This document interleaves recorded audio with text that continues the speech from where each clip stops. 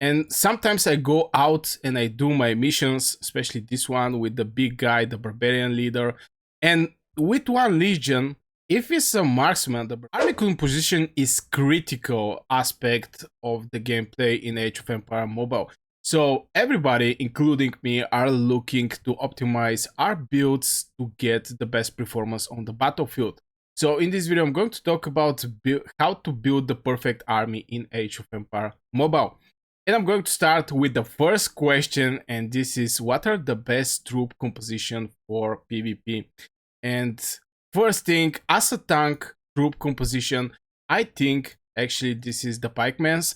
The difference between the troops, for the people who don't know, is just the HP is same for all the troops, only the attack and the defense is different. And I think the pikemans have the survivability, and in same time is they have also the attack, but it's not like the infantry. Infantry are pure tanks as a troop, but the heroes there are not having this, how to say, these spells for good tanking. So I think pikemans, I personally use pikemans as a tank in the arena. The other troop that is going to be part from the PvP composition definitely is marksman, especially with the heroes like Muan, combined with Atiwa and maybe Rainy or one of the new heroes, which is I think Bondika. But yeah, this is topic for other video. This is also part for the composition. And I think you have to start with these two troops and build some decent legions around these troops.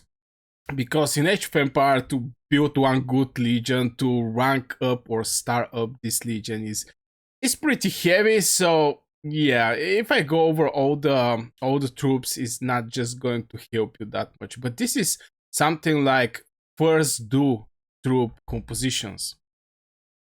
How to counter specific troop types? This is the other question, and it's more related. I don't think it's actually related that much over the heroes, and it's most about the troops. And one of the ways is you have to know what counter what. Marksman counter swordsman, swordsman counter pikemans, pikemans counter cavalry. Cavalry are countering marksmans. You can see that just by clicking, for example, in the East 1 tactic over the troops in the left corner, down corner, and you're going to have how the things are there.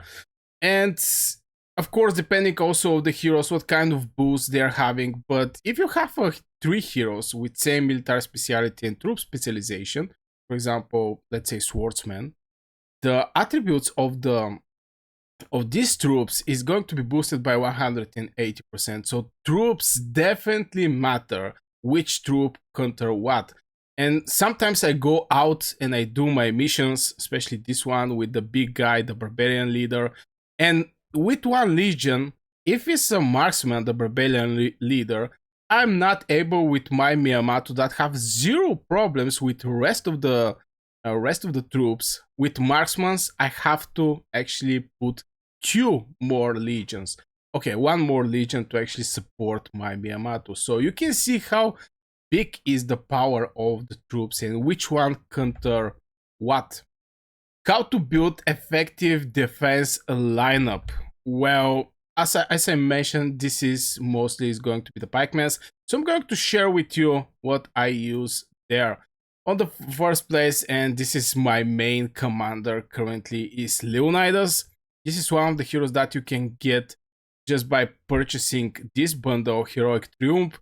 There is just no other ways to get Leonidas, but here you're going to get basically the two best, currently one of the best heroes in the game. After a couple months, we get presented with new heroes, but still, Leonidas and Muan is extremely valuable heroes. So you can just get it, I think, 1 or 2 times. You can purchase this bundle and you can get Muan and you can get Leonidas. The good thing here is you can use universal medals to, rank up these heroes. I strongly suggest going for rank 3. I don't think extra spending for rank 5 actually should deserve your attention. I think the first 3 ranks is enough, and like this you're going to catch the boost for your signature, sometimes commander skill like this. Should you prioritize swordsmen, cavalry, or archers?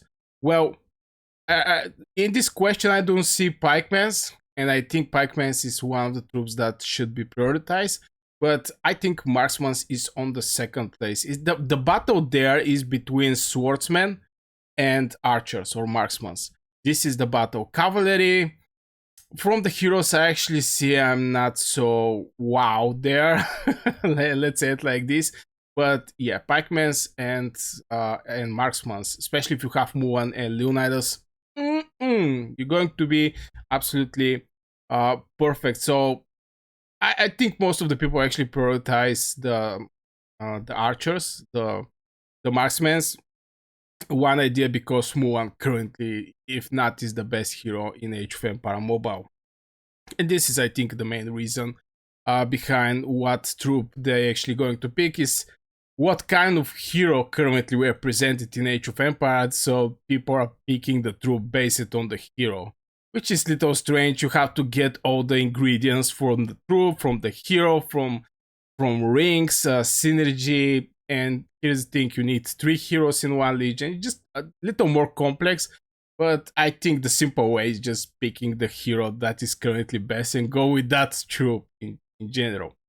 How does gear influence army performance? Well, it influences the army performance, and here's the thing: if you have a gear that is boosting your army by 5%, the attack, let's say the attack, and you have like 100k soldiers and you face other army with 100k soldiers, at the end of the day you're going to get better traits against these people. Everything that is in plus, here's the thing you have to remember: in every game, sometimes the percentage are brutal, sometimes it's like, oh my god, this is like 10%, 20%, but the small percentage, of course, the gear is not only small percentage. You can actually boost the gear and getting like 4%. If you enhance with forging kit, you can get more and more and more percentage there. But the point is, having 1% more from the enemy is always better and is going to trade off in your direction at the end of the day. Especially in the Alliance War, where millions troops are fighting. In KVK, for example, you definitely need every small help that you can actually get to be on your side and not on the enemy side. So I really hope this actually answered the question. Should you mix troop types in one lineup? This question, the way I understand it is, should you actually put in front, for example, let's say you have pikemen and infantry. I think these two type of legions should be in the front sides, and behind is going to be marksmen and cavalry. And here's the thing: not like marksmen is having a range to do some range fight, even though that they're archers, they shoot with bow, but it is what it is. All the legions are having this this issue of just it's like one troop is just different stats and different heroes around this troop, which is there is no difference between marksmen and swordsmen. Both of them is melee attacking. But if you put your swordsmen and your pikemen in the front lines, the enemy's first is going to hit these troops. And this is with crucial importance, especially for the marksmen. Marksmen may have the biggest damage in Age of Empire Mobile, but they have the lowest defense. So they're pretty squishy, if you ask me, but they do big damage. So the moment the enemy hits your swordsman and your pikemen, you can strike with your marksmen, for example. And like this, your pikemen and your swordsman is going to eat the rage skill, and your marksman is going to do the best they can do on the battlefield and basically do huge damage. They're going to get counter attack, every time you hit, it doesn't actually matter, even if there is like 10 legions there. If you hit an enemy, you're going to get some hit back, some small counter, let's say it like this. But in general, you should prevent your squishy troops to get hit by other heroes. What is the best synergy between heroes and troops?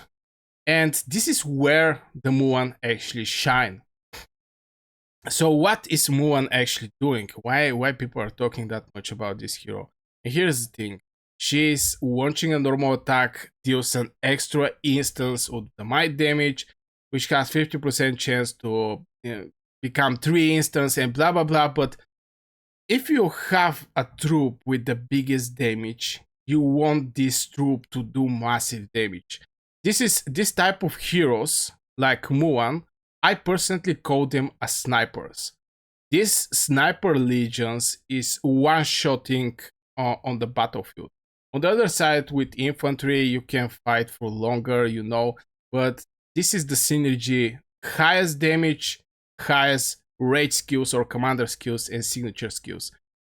Destroying the enemy. You cannot actually put a defense hero in this type of combination. So I think this is the synergy. Basically, the purpose of each of the troops should be covered by the heroes that you're going to put with this troop. The short answer in general. What's the role of support legion on battlefield? Now, I'm personally not a big fan of support legions, but there are some. Like I like to give example with Tariq, which is increasing your troops and the nearly allies troop might damage by some percentage for 9 seconds, blah blah blah. I'm not huge fan of support legions. The main reason is you better build like 2 very strong legions or maybe 1 very strong legion. From this to spread your resources and investments over different heroes that you're going to end up at best with something average, if not some crappy stuff. So yeah, I'm not a huge fan of the support legion, but whales can actually afford to have the support legion. So if they bring something, GG. If they not, well, we're going to fight with no support legion. How to recover from heavy troop losses? Well, this is I really hope not many people actually ask me this question, but it is what it is. It's a war game. The first thing that every player should actually know is this is a war game, so to lose troops is something that is going to happen. Now there is a crazy event where if you attack enemy castle, you're going to have like 80% reduction of the units you're going to lose, which for me is crazy and help out the Wales. It's basically Wales event with stewards. But if you get heavy losses, one of the ways is rethink are you should be in this alliance, because if there is now not some kind of protection, some kind of intercept from the alliance side to somehow support you, I don't know. I think the alliances is built around these two people to help each other and actually support each other. So not much I can actually say. If you get heavy losses, well, you have to rebuild it, or just buy some bundles. But yeah, not much you can actually. Are defensive armies sustainable in the late game? Well, this is a good question, and the short answer is yes. The main reason is you need these defensive armies, and this is your tanks. Again, somebody's have to take the hit from incoming enemies, and you can enter with your less defense armies, like for example marksmen. Somebody have to be in the front lines. Somebody have to take the hit, and definitely mid game, early game. Even though in the early game, I don't suggest people doing PvP. It's just focus over building your castle. Don't spend resources over some activities like this. But definitely in the late game, I think this is where the defense legions actually shine in the late game. The more defense, at least this is what I see in the other games I play, the people who have more defensive legion on the battlefield and sustain on the battlefield more is actually the people who is winning the war. So short answer is yes, you definitely you definitely need defensive armies on the battlefield. So I really hope you guys enjoyed this video. Don't forget to subscribe, join my Discord is in the comments below. Like the video if you enjoy it, and become a member if you want to support the channel and get some extra benefits. And see you in the next video.